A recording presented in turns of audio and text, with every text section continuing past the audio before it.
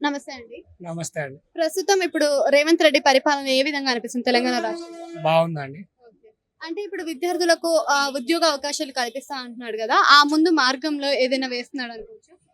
అర్థం కాలేదండి. ఇప్పుడు విద్యార్థులకు ఉద్యోగాలు భర్తీ చేస్తాం అంటున్నాడు. చేయగలుగుతాడా?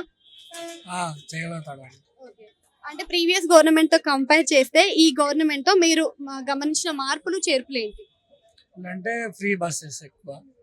మా ఫ్రీ బసెస్ వల్ల మాకు మా మమ్మీ వాళ్ళకి గాని, వాళ్ళకు ఎటైనా దూరం వెళ్ళడానికి కూడా ఫ్రీడమ్ ఉంటుంది కదా! చార్జెస్ లేకుండా. అండ్ ఫ్రీ కరెంట్ వస్తుందా? ఫ్రీ కరెంట్ అది బెనిఫిట్ అండి. మొన్న రీసెంట్‌గా రుణమాఫీ కూడా జరిగింది గదా! రుణమాఫీ మీకు అందిందా? మాకు ల్యాండ్ లేదండి. అయితే మహిళలకు 2500 ఇస్తాను అని చెప్పి 10,000కి వచ్చే ముందు హామీ ఇచ్చారు. దాని గురించి తీయట్లేదు. అంటే దేనివల్ల ఇంకా ఆ పథకాన్ని తీసేస్తారా? ఏమో అండి తెలియదు నాకంత. అంటే ప్రీవియస్ గవర్నమెంట్‌తో కంపేర్ చేస్తే డెవలప్‌మెంట్ విషయంలో మన ఇప్పుడు ప్రస్తుతం ఉన్న గవర్నమెంట్ ఏ విధంగా వెళ్తుందంటారు?